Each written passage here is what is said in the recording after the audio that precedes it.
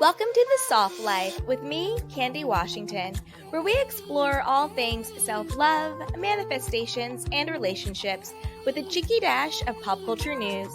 So be sure to subscribe, share, and join us on Patreon.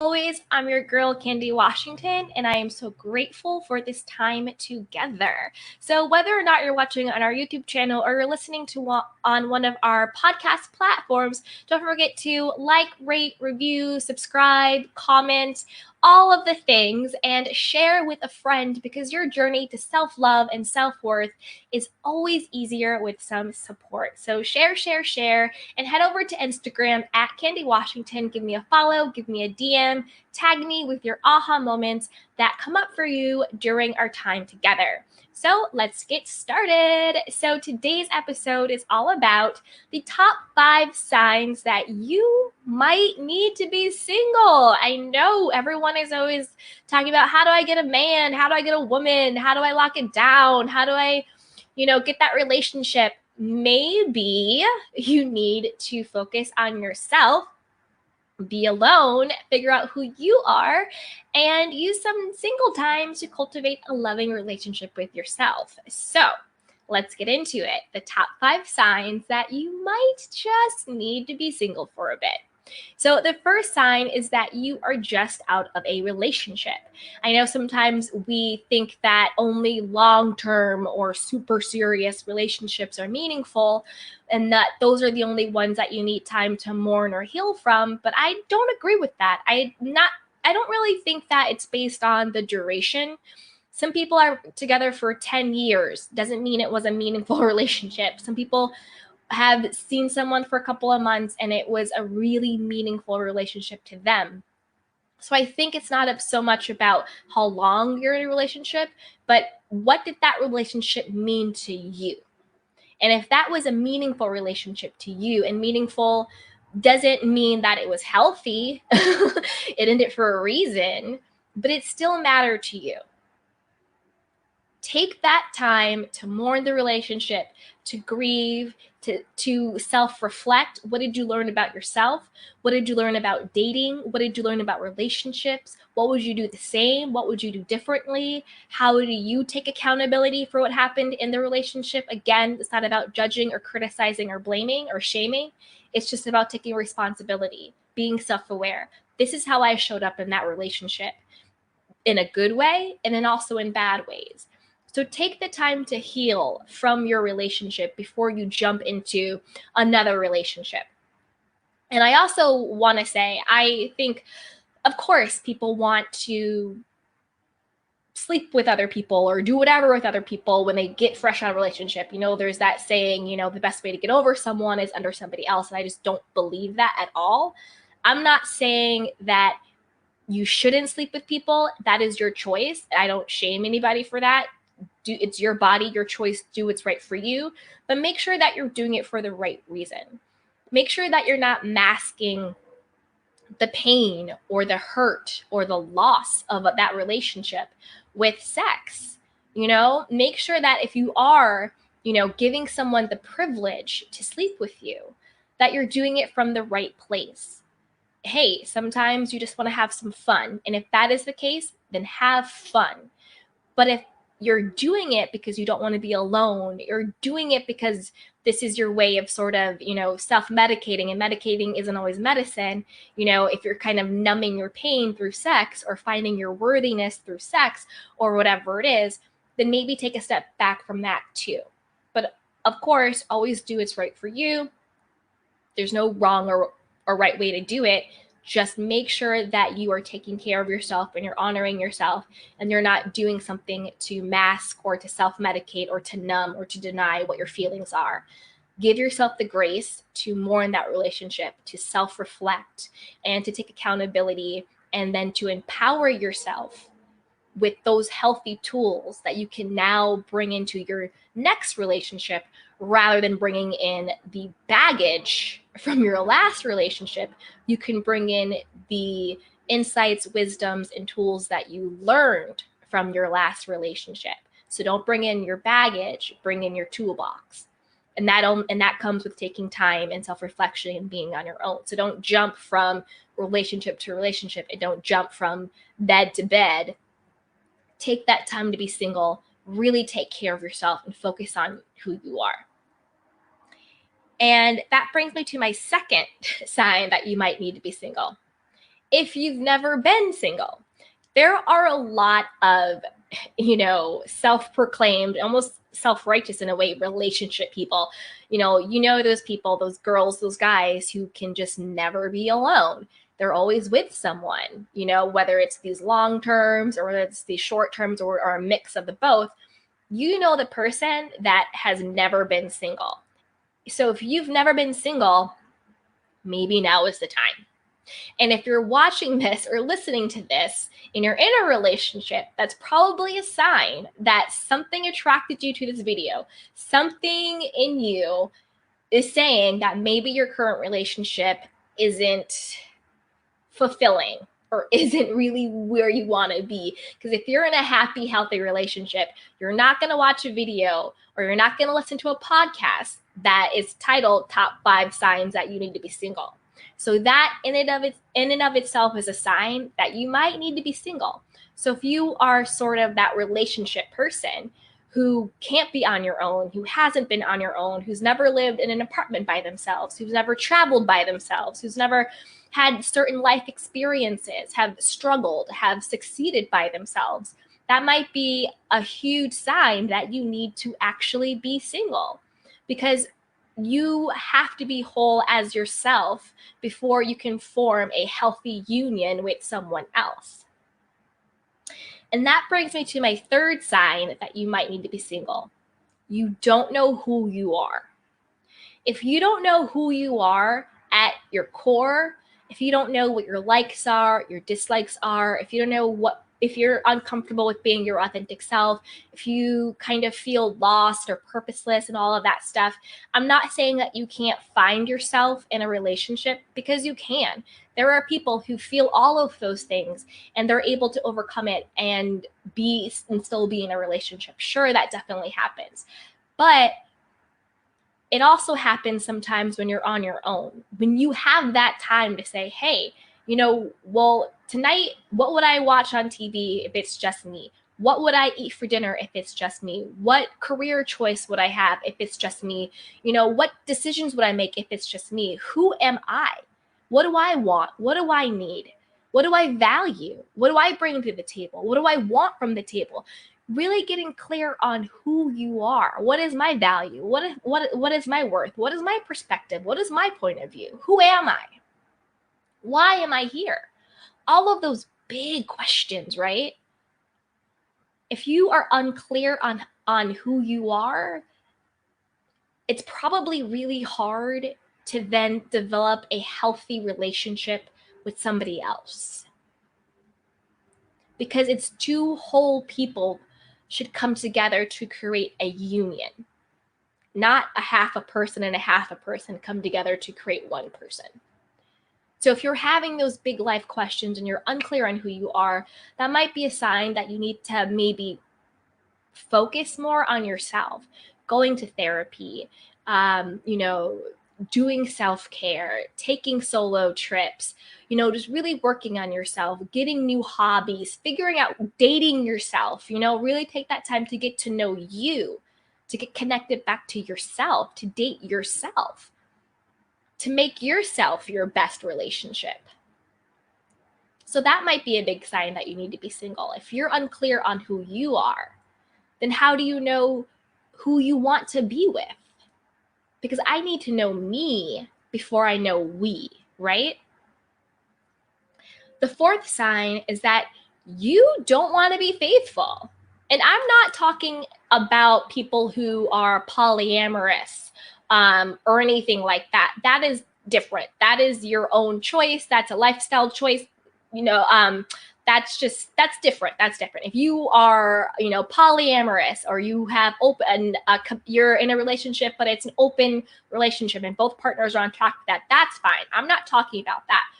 And I'm not shaming that or judging that. I'm a huge believer in however you find your authentic love, that is how you find it. with whomever, with whatever, however. As long as that is your authentic love, knock yourself out. So I'm not talking about people who want open relationships or people who are polyamorous. That's not what I'm talking about. I'm talking about if you are in a relationship and you are cheating on your spouse or partner. Ready to unlock your true potential and manifest the life of your dreams?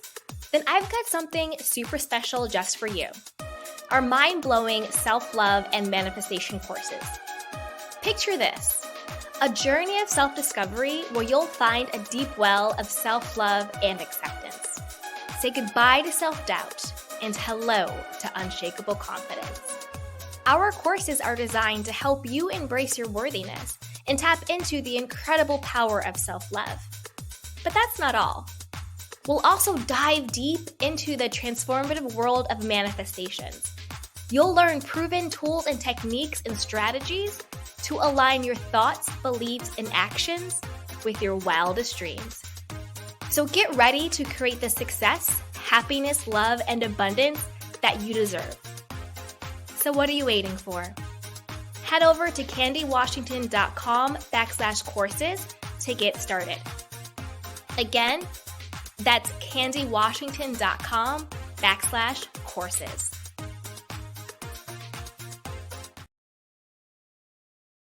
Don't disrespect that person and don't disrespect yourself. Break up. If you're in an unfulfilled relationship where you have to try not to cheat or you are cheating, break up. That is a huge sign that you are either not with the right person or you're not with the right person at the right time.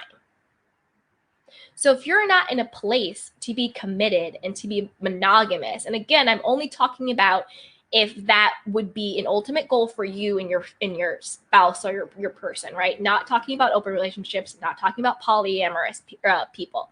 I'm talking about the people who are in these relationships and they are texting other women, sexting other women or men. I'm not discounting anybody, women or men, other people, cheating, sleeping, kissing, flirting, emotional cheating, physical cheating, all of it. Maybe then just be single. Then, let that person be free to do them, and then you are free to do you. But don't drag it along just for the sake of being in a relationship, and don't act like you're staying in the relationship because you don't want to hurt the other person. That's BS. If you're cheating, or even if you want to cheat, that's a pretty big sign that your relationship isn't healthy or happy, and you're only hurting yourself and the other person. So if you don't want to be faithful when you're supposed to be in a committed relationship, break up, be single, do you. Until you are ready to commit to a person. And then you are ready to give yourself fully and the person is giving it to. And it's okay. It's okay to want to, see what's out there, to have fun.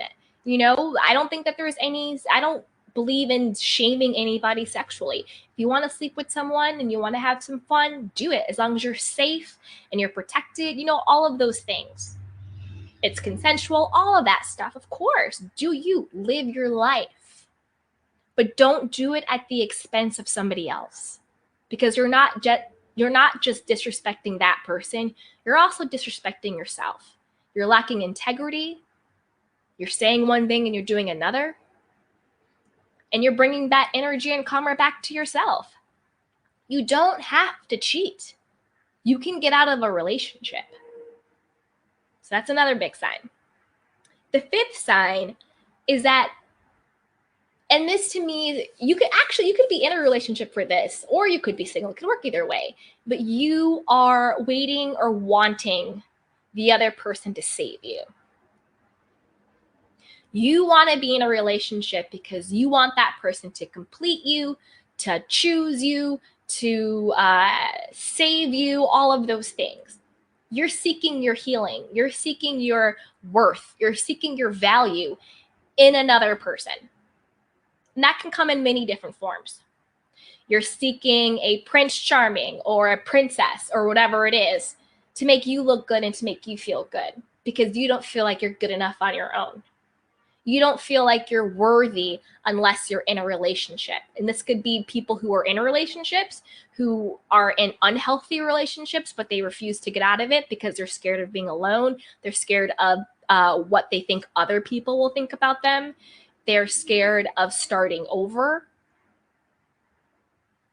Or you could be single and you think, I'm not good enough with just me. Everyone's in a relationship. Everyone's getting married. Who's everyone and who cares? And you're looking for a relationship to validate you or to give you value and worth. Goes back to what we've already been talking about. You, singular as you are worthy, valuable, and deserving.